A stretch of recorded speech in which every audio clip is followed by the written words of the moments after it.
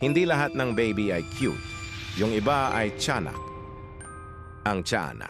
Ito ay hindi cute at cuddly tulad ng normal na sanggol. Sa ating mga kwento, ang tiyanak ay isang espiritu ng batang namatay na hindi nabinyagan kaya't naging demonyo. Kapag gabi, nagiging mukhang bata ito para makapanlinlang. Kahit na inosente sa paningin, kapag nilapitan mo, magbabago ito ng anyo at bibiktimahin ka. Kadalasan sa ibang kwento, ang puntirya ng tiyanak ay mga nanay dahil di umano. Namatay raw ang tiyanak dahil sa pagpapalaglag dito. Pero bakit ang mga walang muwang na bata pa ang naging ganito? May koneksyon ba ito sa mga sinaunang paniniwala natin?